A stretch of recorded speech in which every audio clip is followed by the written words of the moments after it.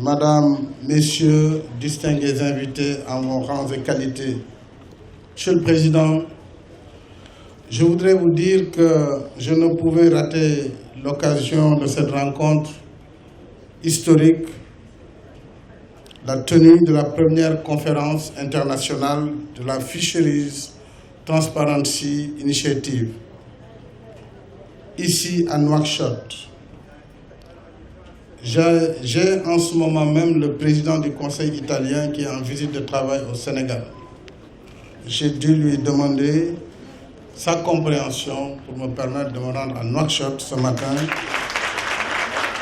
pour prendre part aux côtés de mon frère ami le président Abdelaziz à cette importante rencontre qui aborde une question qui est au cœur de nos préoccupations, une question qui parle de la survie de l'humanité. Il s'agit donc de la transparence sur les ressources halieutiques.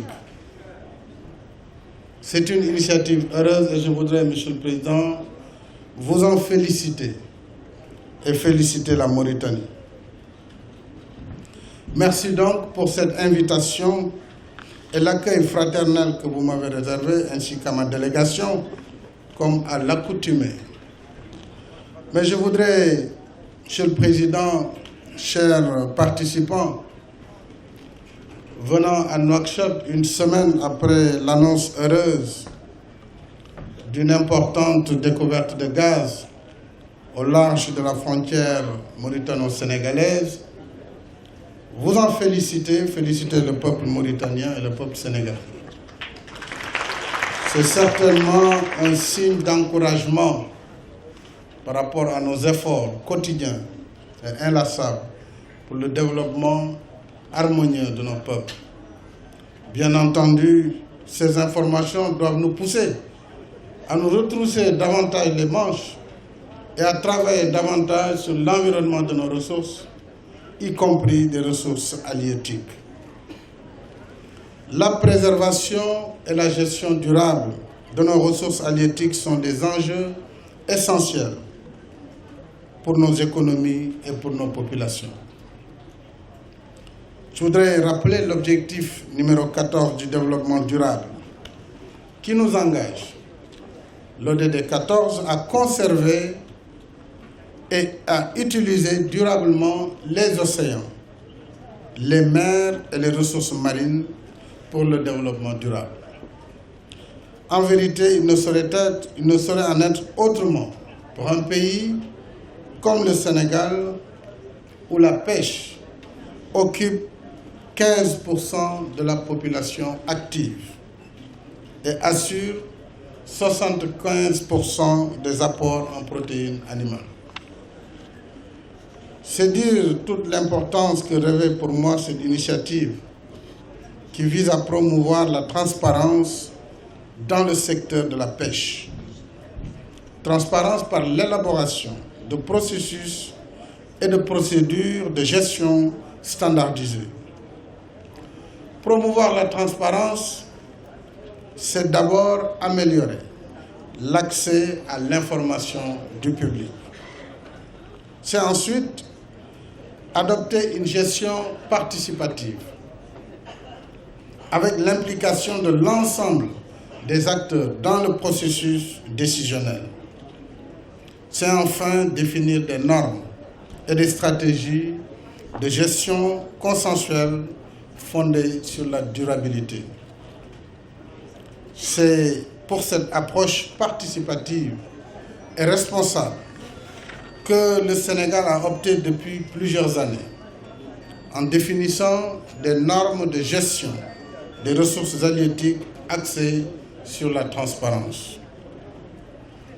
C'est le sens qu'il convient de donner à certaines mesures importantes que nous avons prises récemment, à savoir la concession de gestion et d'exploitation exclusive de la pêcherie de crevettes profondes accordée pendant 15 ans à la coopérative sénégalaise des exploitants, qui regroupe l'ensemble des sociétés d'armement qui opèrent dans la dite pêcherie et ces armements sont soumis à un système d'évaluation et de contrôle de la concession.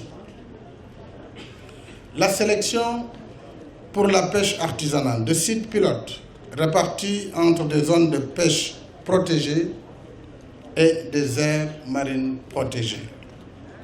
La révision du code de la loi portant code de la pêche maritime en synergie avec toutes les parties prenantes, notamment la société civile et les acteurs de la pêche industrielle et artisanale. Au titre de l'attribution des licences de pêche, à ce niveau d'ailleurs nous devons inviter davantage nos partenaires, l'Union européenne, mais également nos partenaires chinois, russes et autres, japonais, à aider l'Afrique et les pays côtiers à tirer davantage des ressources de la mer par ces licences qui leur sont octroyées. Parce qu'en définitive, si on fait le bilan, en réalité, je crois que c'est M. Kofi Annan, dans son adresse tout à l'heure, qui nous disait que ces pays africains perdent plus de 1,3 milliard de dollars par an. Quand on voit que la somme cumulée des redevances ne représente pas le dixième de cette somme. Donc il y a là un problème sérieux d'équité et de transparence. Je pense que cela devrait intéresser en tout cas ces assises pour accompagner les pays africains dans la négociation des contrats de pêche. Au titre de l'attribution de licences de pêche, la délivrance est basée sur les résultats de la recherche scientifique et est précédée par un avis d'une commission consultative composée aussi bien de représentants de l'administration publique que d'acteurs de la pêche. Mais je dirais ça, c'est de la théorie. Monsieur le ministre de la Pêche, certainement, c'est vous qui m'avez fait ce texte. Ça, c'est la théorie, c'est-à-dire c'est bien la procédure, mais vraiment, je reste attaché au fait qu'il nous faut renégocier nos accords de pêche dans l'intérêt de nos pays. Ça n'a rien contre nos partenaires, mais nous devons tirer plus de ces accords pour que la pêche durable et que la ressource soit en tout cas gérée de façon beaucoup plus optimale. L'objectif étant ici de rendre le processus transparent et d'éviter toute prise de décision en contradiction avec les instruments de management durable de la ressource. Je dois d'ailleurs, pour ce qui concerne le Sénégal, saluer les efforts en matière de transparence depuis quelques années qui ont été notés. D'ailleurs, il n'est pas rare que vous rameniez des bateaux pirates au large de Dakar qui s'acquittent de redevances. Je pense qu'il faut poursuivre ces efforts et cette politique. La gouvernance nouvelle du secteur de la pêche, à laquelle nous invite l'initiative FITI, est, à mon sens, un mécanisme efficace pour la profession de participer aux côtés de la puissance publique à la lutte contre la pêche illégale, non déclarée et non réglementée, qui vaut à notre sous-région un important préjudice. Les activités illicites des navires qui pillent les ressources doivent être sévèrement punies. Au Sénégal, nous avons pris l'option résolue de lutter contre la pêche illégale. Mais pour être efficace, cette lutte nécessite la participation de l'ensemble des acteurs et surtout une meilleure coordination entre nos États. À ce propos, je voudrais saluer très solennellement les efforts soutenus de la République islamique de Mauritanie sous votre impulsion, Monsieur le Président. Et là, je dois rendre hommage au président Aziz, non seulement dans cette lutte contre la pêche illégale, mais dans la lutte farouche contre le terrorisme, contre l'insécurité et le grand banditisme. Cela est connu de tous.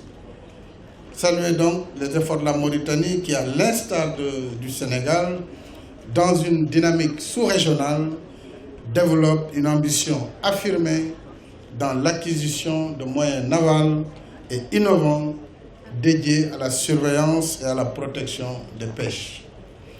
Pour sa part, le Sénégal s'est doté d'importantes unités navales et un système intégré de centres régionaux.